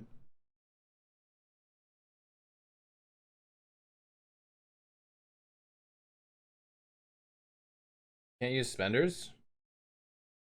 I've seen Necro gameplay where they can still use their spenders just fine because they have like infinite spirit. But I don't know. Maybe it's bad enough to where they can't use it. Hard to say. Sork. Talrasha. That's a familiar name. Offensive. Each unique element you deal damage with, you deal 12% increased damage for up to 10 seconds. So this is the way they want you to rotate between elements. We'll see if that works out. Spell breaking. After taking elemental damage, gain 40% up to 40% resistance to that element for 5 seconds. Oh yeah, because resistances are so good, and they're just going to be great for you know, sorcerer, I'm sure they're gonna make it super tanky. I'm sure of it. Do you guys not play your own game? It's like 2% damage reduction there. Thanks. Spite. Trust us, yeah. When you are afflicted with a crowd control effect, there's a 20 to 40% chance, super OP, that the same enemy and enemies around you are also afflicted with the same effect for 3 seconds. Another, hey, why don't you get CC'd, bro? It's great. And then you can do things with it. They fix resistance in season 20, Sorkers are going to be so good, right? Omni Power. Core skills that launch a projectile consume all your mana. For every 45 to 35 extra mana consumed, you launch an additional projectile and the damage increased by 5%. That's fascinating. Too bad they're only for season 1, yeah. Alright, the Malignant Tunnels. This one, I've been curious how this is going to work. One of the best places to acquire Malignant Hearts are in the new Malignant Tunnels. Highly replayable dungeons teeming with fearsome foes to eradicate. We'll see how replayable they really are. I mean, technically, Nightmare Dungeons are highly replayable because we have to. While inside, you'll need to risk life and limb to defeat feral malignant monsters while navigating this dank system of tunnel. It's dank, bros. It is dank. In total, there are 6 dungeons spread across Sanctuary that make up the Malignant Tunnel system. If you're putting mobs of malignant monsters down, you'll come across 2 outgrowths. One will always be Wrathful, and the other will be a different heart type depending on the dungeon. Isn't Wrathful supposed to be the rare ones? Using Malignant Invokers, a special item crafted at Cormon's Wagon, players can interact with outgrowths of the same type. I them to summon a fully corrupted enemy. If you can overcome the summoned foe, you receive a Malignant Heart that matches the monster's type. Just a way to target what you'd be getting anyway, right? The Wrathful might be the important part here that we don't get. That reinforces the 3 defensive and 1 damage spell Sorg meta, the one that wants you to switch between elements, yeah. You get 1 shot by a hit, gain 40% resistance to that element for 5 seconds. Oh man, the colonoscopy season. Love to use the word dank, it's great, isn't it? All 4 defensives. Moist could have been a good one. The moist dank system. Confront Varshan the Consumed. Rooting out the source of malignant monsters with Coromon will see you going toe-to-toe against Varshan the Consumed, the newest boss battle. Varshan weaponizes his hatred in the form of malicious blasts, hurls globs of corruption are far enemies. Hurls globs of corruption are far enemies. And stabs and swipes with his meaty tendrils to eviscerate even the hardiest of war. But why do I want to kill him? What's the point? Why won't they tell us why I want to kill this guy? It looks like all the rewards are before this dude. He drops loot. Yeah, so do goblins, and I still barely matter. You know what else drops loot? World bosses. When's the last time you killed one? Because evil.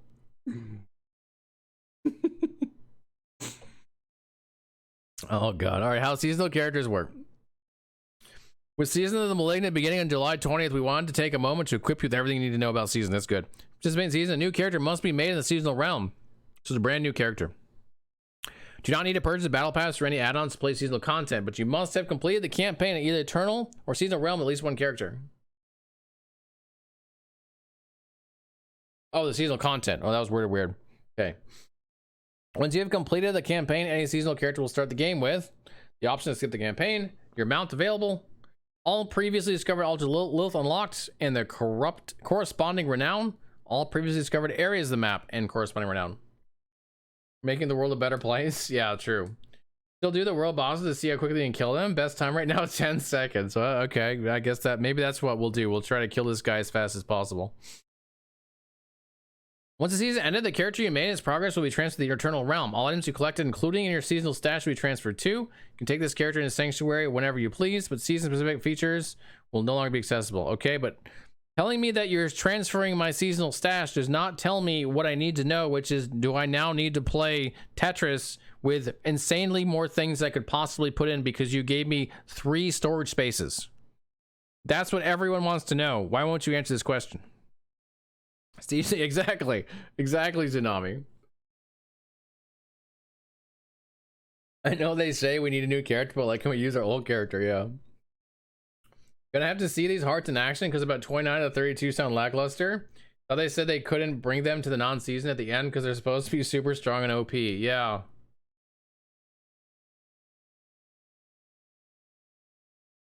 Your 10-second kill at 3 other people there in the mid 60s and they immediately died.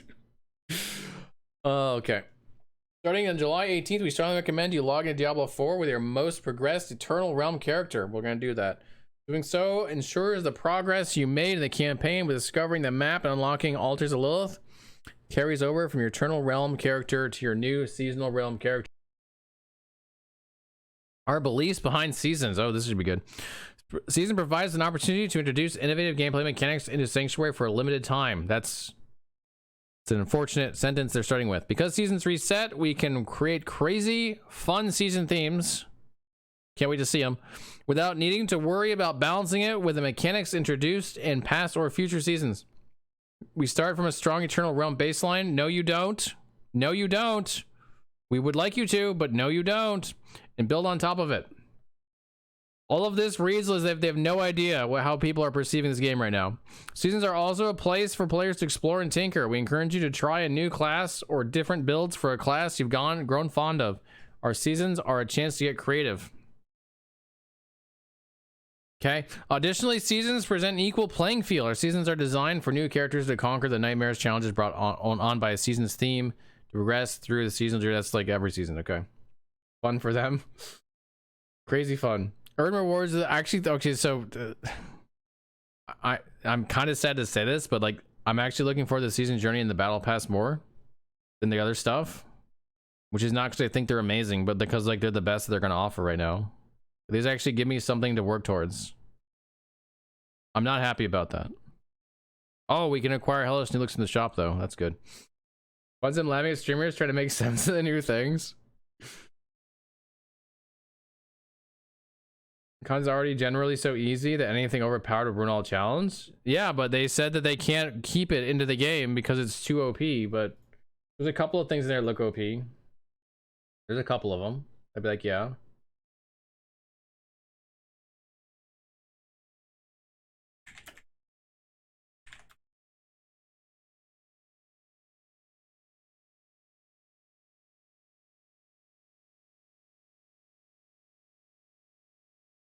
At least the hellish new looks are cheaper than LE. I guess they are, aren't they?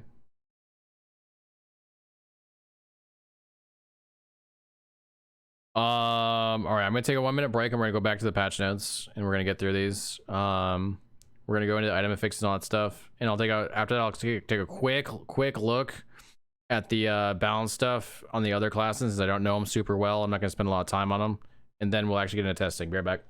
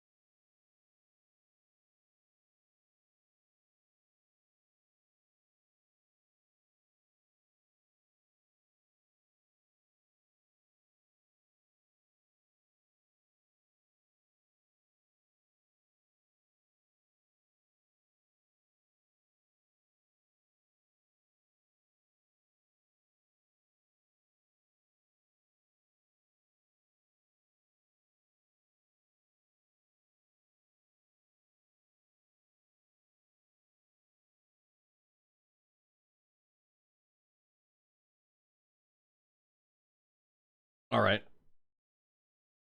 It's bad to make me leave.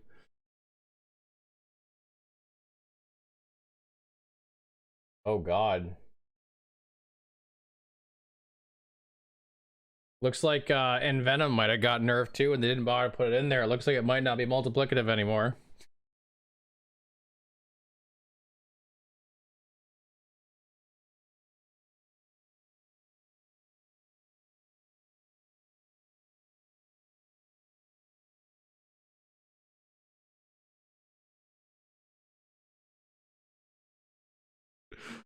Okay. Anyway, where was I? Oh yeah, here. Is looking at the notes? Not yet. We're towards the end of it though. We're getting towards the end. All right, item affixes. This is a big part, I'd imagine. Many affixes are too efficient and are outshining alternatives. We're looking to refine the outliers, improve the number of meaningful choices on competitive slots, and increase the overall flexibility of items. Many of these changes will reduce the total amount of possible power a character can possess. So we'll be monitoring how these changes affect players' ability to conquer expected milestones throughout the season. So you know they're going to be worse at it. You think you do, but you don't. Yeah.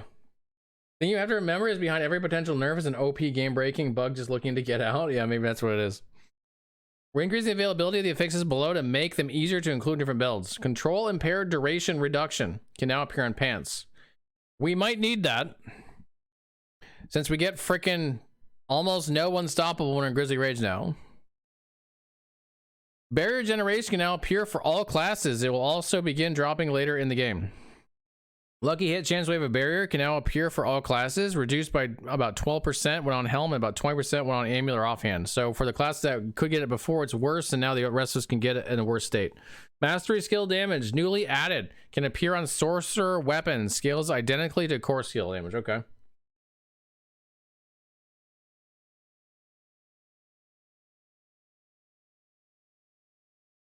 %, keeping busy until August 3rd.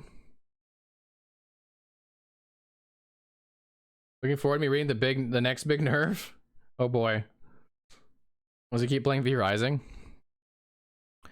Resistance to all elements can now appear on shields. Congrats, Necros. You have a shitty stat you can now roll there. Developers know the core stat bonus on weapons has been overperforming. So we're pulling back this bonus. Oh. You mean willpower was good? So we can't have that. We can't have it be good.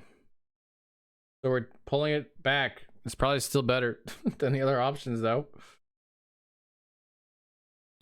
Developers note cooldown reduction of fix often felt mandatory due to their raw power or because it makes builds feel good. I added that last part. We imagine cooldown reduction will remain a highly desirable stat, but the penalty for not prioritizing it won't be as harsh. So they're adding, like, they're lowering cooldowns for all skills, right?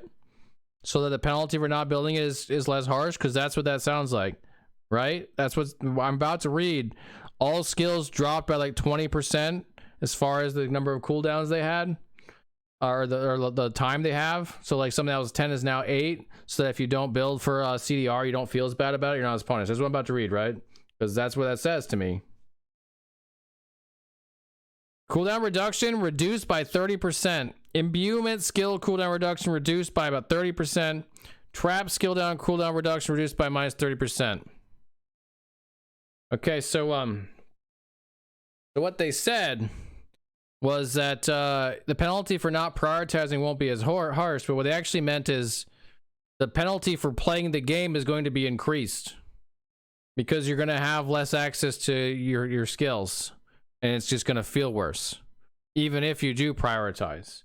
So the difference between just how bad it feels to not prioritize cooldowns, it's true they got closer, but not because not prioritizing feels better, but because prioritizing feels worse.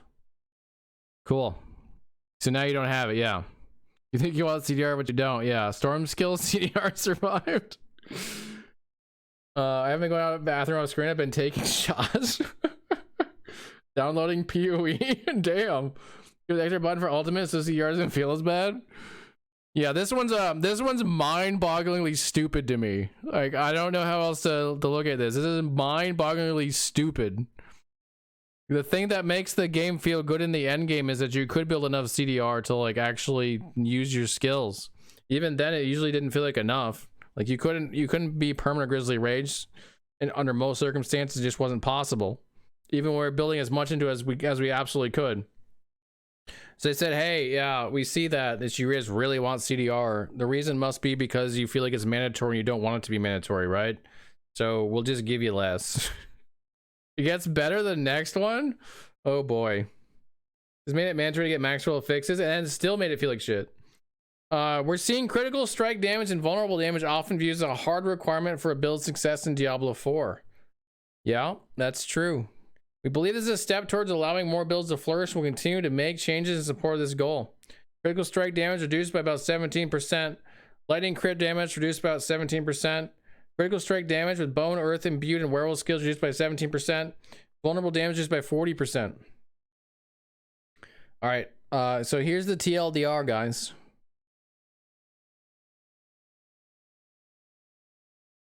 Druid don't give a fuck about the crit strike stuff because as long as we go Grizzly Rage, we still get 990%. So this just made Grizzly Rage stronger. Even though you're going to be CC'd the whole time in it. But assuming you're not CC'd, it's way stronger now. They just made it even better comparatively. And vulnerable damage is still mandatory. So nothing changed there. You're just going to be worse about it. Two of those were Druid targeted. Don't nerf crit damage, give us something like Elemental Overload or Precise Technique. Nah, just nerf it. All right. Developers note. Disparities in inherent affixes can rule some weapons out before the rest of their stats are even rolled. These are receiving harsher reductions than their normal affix counterparts to increase weapon flexibility. Cooldown reduction on offhands reduced by 35%. Crit strike damage and swords reduced by 50%. Vulnerable damage on crosses by 65%. You know what I'm not seeing in here? I'm not seeing the stats that we weren't taking getting any better. At all. Is it true that we get so low XP per monster kill now? 1.5% more XP for +1. Yes, it's up to 15% with a +10. Fun police coming to visit you. I haven't come to your favorite part. Oh god. Don't let this vulnerable effect that we want everyone to use. Everyone's using this ability. Let's nerf it. So in the broad scope of things, vulnerable was definitely too strong. There's no doubt about that. But what I'm seeing here, and maybe there's more down here that will change my mind, is that vulnerable is too strong. So let's nerf it, but it's still mandatory. So you're still going to take it and you're just going to feel worse about it. Because you're going to do less damage than you did before because you're not replacing it with something else that's performant. So that's a big L. They did need to do something about vulnerable. I think just a straight 40% reduction wasn't really doing it though. That's not really what I was thinking. Developers note, bonus damage bonus to crowd control enemies overperforming relative to the ease of activating it versus stricter crowd control types of fixes. Relative to bosses. Damage to crowd control enemies decreased by 30%. Damage to frozen increased by 20%. Okay. Why would they do that? You aren't using it, so it's bad. Why touch it? Don't worry about the nerfs. We have hearts on jewels. They're OP easy. This is the funny thing. So we're reading through this and it's like nerf, right? And I am not a like anti-nerf person. I'm very much not that. I think stuff's got to get nerfed and stuff's got to get buffed. But they just went through a phase where like, oh, we nerfed everything and people got really, really mad at us. So let's do a whole patch where we just buff. And then of course those buffs were a joke. They were like, hey, you get 1 extra spirit every time you use your generator. But they were all buffs because they recognized that, oh, if we just nerf everything, people hate us. And then they come right back and they do that thing again where they nerf everything and they don't seem to buff much. I'm just like, did you learn anything? Anything at all from that experience? Notice that players are prioritizing stats that made their builds better. This is unacceptable. Now you will still use these stats, but they're objectively worse. The other options have not been improved. That's exactly what it looks like to me. It's exactly what it looks like. Want to kill the game to cut costs? Diablo 5 beta. What it feels like when you're an AFC team and you're about to play the Chiefs the playoffs? Yeah, I think so. They bring in New World Depths. Cold Blizz buff there by 20%. Yeah, that's true. That did get buffed. This patch actually makes you wonder what the hell their team did to balance the game before release. How do we have have to change the game so much? You understand outliers, but if they have any good players in the house, they could have said this was an issue before launch. Hey, Odyssey, thank you for the follow, much appreciated. Also, Catfish, I missed you. Thank you so much for the follow, much appreciated. Like, I understand that these patch notes can get really big and do a lot of balancing. I'm okay with that. I just want to see where all the stuff that's underperforming is. Like, let's just look at Druid. Where's my buff to rabies? Where's my buff to wolves? Where's my buff to ravens? Where's all that shit I'm not using at all? Why is it getting touched? Where's the lacerate buff? You know, lacerate got like a weird kind of on the side thing. We got one skill like in the all of Druid that got a significant buff. Like it was just Cataclysm. That was like it. That's all that got buffed. So I understand the nerfs, but there should be buffs too. Some shit should come online. Some shit should get stronger because it was too weak before. Where's all that stuff? Where's the fixes to broken shit? Why is Lilith still gonna be able, or Lilith still gonna get annihilated by Poison Shred? Why is there nothing here changing Earth and Bulwark to not like do some damage it's not supposed to be doing? Why aren't we actually worried about the stuff that's legitimately broken? Instead, we're nerfing shit that's like carrying bills. It's just a weird patch so far, like really weird.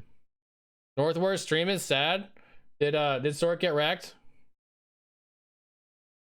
People actually know ARPGs left a long time ago. Buffs at the bottom. Okay, good. We have new loading screens. Yeah. Gonna have to jump out for the night. Getting late. We'll check back tomorrow and see what's good with the patch. Have fun testing. Sounds good, Tsunami. See you tomorrow. All these offensive changes makes you scared for pet survivability. So your pet necker, you're not sure will even survive anymore. Oof. Are we getting a worse preseason? You mean worse than preseason? Looking like it vibes. 45 years expansion next month with bumps. Barb got a bunch of buffs and vulnerable duration on skills. Better nerf vulnerable damage. I haven't even looked at Barb stuff. Barb gets nerfed every patch. Where was I? This one's already done. All right, developers. That's a big developers note. We've seen that skillful players are frequently slaughtering monsters many levels above their own. Yeah, it's fun. We want to support this. Okay, good. But the current situation is beyond what we believe is correct for the long-term health of the game. Why? What exactly is bad about it? To chase this goal, we're shifting power to many offensive affixes from defensive affixes, like vulnerable or crit damage. Like the actually meaningful ones. We know this will make our endgame content more deadly, particularly for those chasing our pinnacle bosses. An encounter not meant for the faint of heart, which is why very few people have actually accomplished it. I would actually say the pinnacle boss is in a pretty good state right now. If you don't have a busted build, it's really hard. Like, it's actually one of the few things that's pretty well balanced right now. You can do it, but it's really challenging. Overcoming the pinnacle boss will take every ounce of grit you can muster, like already, and all tools at your disposal. We will continue to evaluate feedback from the community and make changes to our combat mechanics. So what do? Physical damage increased by 25. Fire, cold, lightning, poison, shadow, non-fizz. These are all increased. Okay, so damage increase is good. Physical damage over time increased by 40. Fire, shadow, also by 40 over time. Two-handed bludgeon weapons, two-handed slashing weapons, dual wielding weapons, ranged weapons, skill swap. This is all additive damage, by the way. Damage roll in human form, 25. Damage shapeshifted, 25. Blood skill damage, 25. Bone skill damage, brawling skill, 33.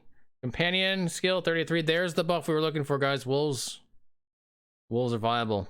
There it is. Found it. Conjuration skill damage, cutthroat skill, darkness skill, earth skill, frost skill. These are all 25 to 40, depending. Imbued skill, marksman skill, pyromancy skill, shock, storm, summoning, trap, weapon mastery, werebear skill, werewolf skill. Total armor reduced by 30.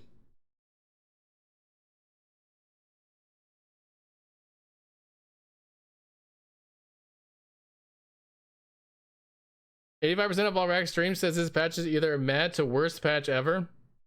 It's pretty bad so far. I'm struggling to come up with a lot of positives here.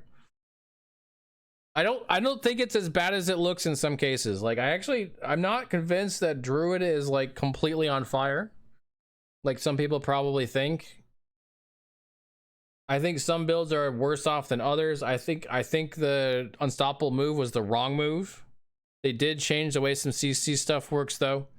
And so that might counter some of the problematic stuff, but it's still going to feel bad when you get stuck and you're in Grizzly Rage and you can't do anything about it until you have that gem and then hope that gem goes off. That's what the gameplay of Grizzly Rage is going to come down to now. It's going to be, well, you're out of the first 6 seconds. You can't use any other skills if you're a werewolf for unstoppable. So, oh, you got CC'd. Do you have your gem on? You do. That's good. Oh, did it go off? It didn't? Well, shit. What do you do about it? I don't know. RNG, right? That's what it's gonna feel like. Wolves now too powerful, doing 7 damage for attack, damage reduced to 4 to compensate. Armor and damage reduction gutted. Nice. Sorcerer's on fire. Isn't Sorg supposed to be? No. Sorg is supposed to put other things on fire. You wish they're on fire, they get burning damage. The 60% chance to cast Grizzly Rage will reset the crit damage you have at the time. No idea. If you're at second 8 and it procs for 3 seconds, will override. We know nothing about those other than how they're worded, and we're not going to be able to test them until the season goes live. We'll find out. We'll find out when we're actually in it. You haven't complained much about the game, but the patch is pretty weird to you. Why bring a bunch of stuff down without compensating anywhere? It's not like buffing additive damage is going to balance out the massive multiplicative nerve. I agree. Yeah, I agree. I can't disagree with that. It might add 3 seconds. Yeah, it might. If it overrides, it makes the gem worthless. Yeah, knowing Blizzard overrides, it might. You mean they nerfed your CDR? Isn't that what you wanted? Yeah, CDR is nerfed. All right, total armor reduced by 30%. We were already struggling to get to the cap there, even with disobedience on the higher level stuff. So now you might not be able to get there at all. Attack speed for 4 seconds after dodging an attack increased by 20%.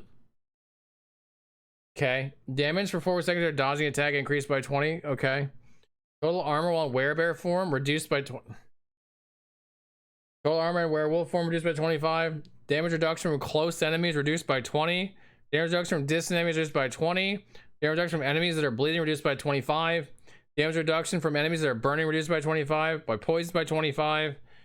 Affected by shadow over time 25. And while fortified 25. Low life build survived. You're right, it did. Disobedience got nerfed too? I didn't see that one. Really odd because Bobby's good at compensating.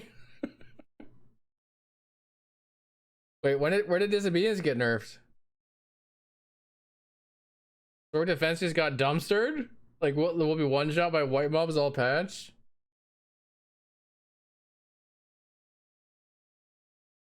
How did I miss that? Wait, where is the disobedience nerf? Or are you just saying it got nerfed because of the rest? It didn't get an extra one, did it? In general?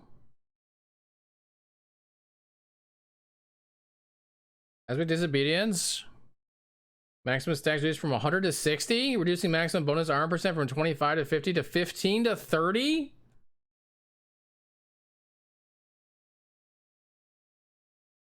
Why is this not showing? I wonder if it's because it's tagged in here. Let's try these ones. Yeah, that's what it is.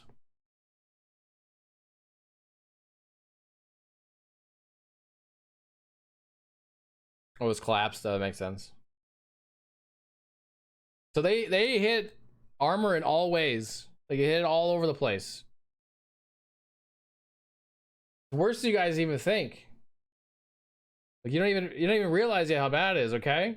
Because all right, you got the sources of increased on your gear just dropped by 25%. Then disobedience just got smashed. Almost 50% drop. For reasons.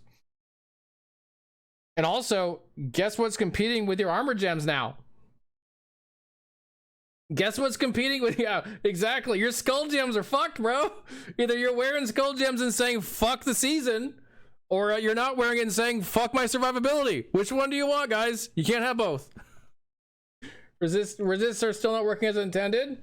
They work as they were intended to. They just don't do work good. They don't do anything good. Bad. Lilith's actually impossible. Just play a bug build, man. You're good. Just play a bug build. Support build druid when get to tier 3 is the play. Oh, support druid got hit too, because that relies on the aspect that reduces cooldowns, and that got like halvesied. A melee build pushing contents further entrenched in the one-shot the mob or get one-shot life. Yeah, the melee builds got hit the hardest once again, because melee builds need damage reduction the most. Business do work, just not effectively really yet. North War with the best gear in game is getting destroyed by Lilith ads. Gets one shot, even Lilith auto attacks doing 70% of his life. Yikes. Yikes. All right, have I missed anything?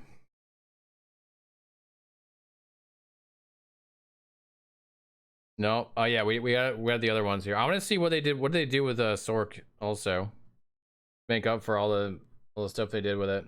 Playing melee hardcore season 1, you are masochistic. They nerfed healing? Yeah, they did on Druid. They did on Rogue, right? All right, anything in here that I should know about for Sork?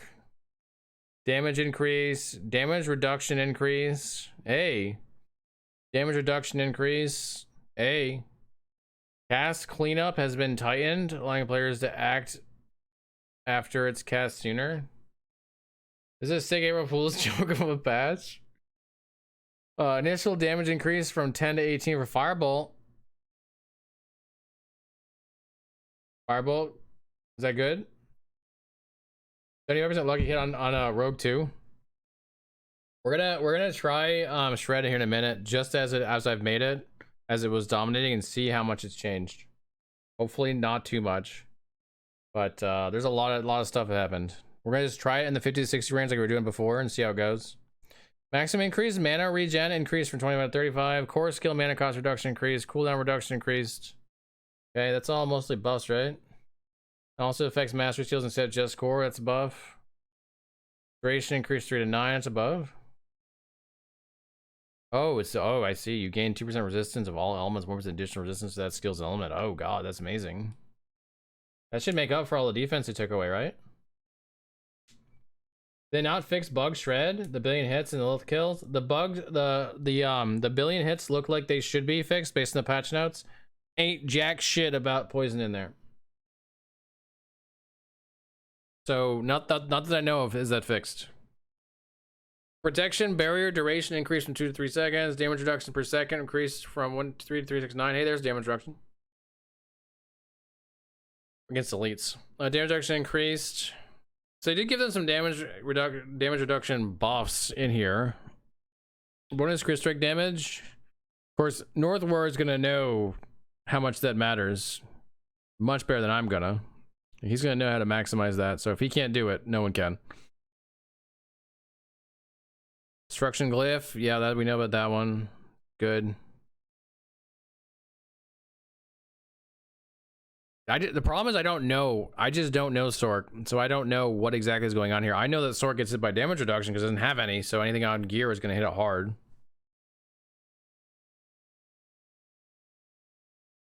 Lost your desire to play? Ouch. How's Barb doing? Oh yeah, the vulnerable duration, right? Cooldown reduction is capped to 3 targets. That's a nerf. That's a buff. That's a buff. That's a buff. That's a slight buff, but also a nerf because it's vulnerable. That's a buff. Buff. Rogue's mostly buffed. Go figure. Buff. Nerf-ish, sort of. Nerf buff. But at least a few QOL updates. Yeah, let's see what we got. What did we get for QOL? We got new stash. Oh wait, didn't get new stash tabs. We got a search feature in the. No, we didn't get that.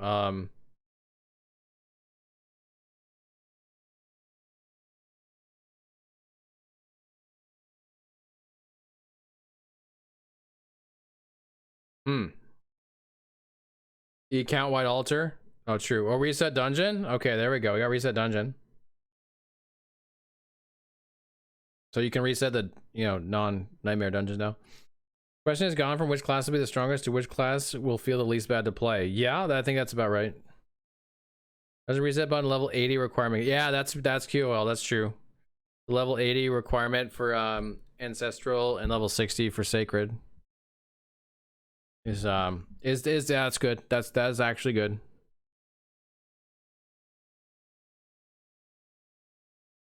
Boar's devastating grips now explodes every 2 seconds or after it ends.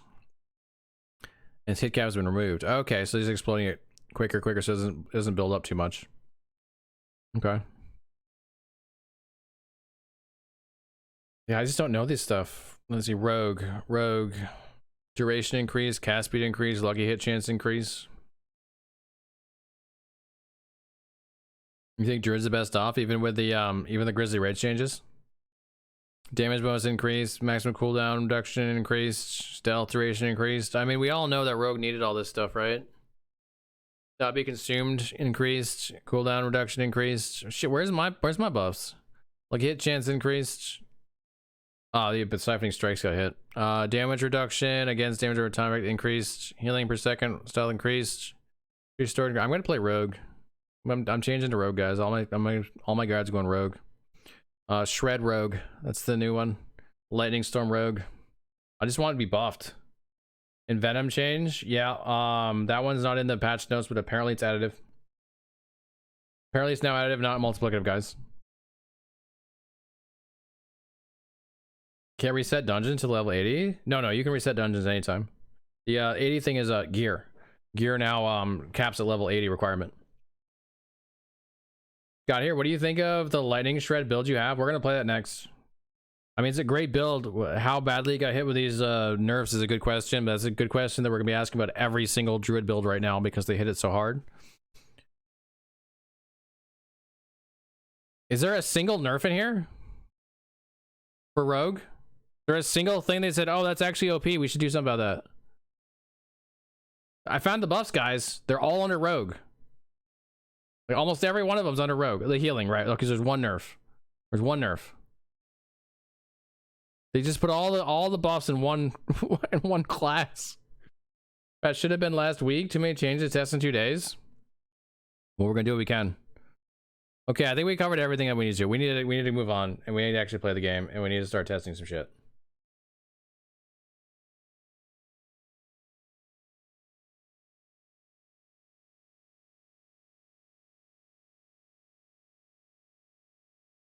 Is everything in the patch notes live currently? Yes. As far as I'm aware. No damage reduction now, so we'll die. Okay, that's true. That was across the board though. But everyone's gonna die with you, so it's okay. There was obviously 2 weeks, so they only got buffs, right?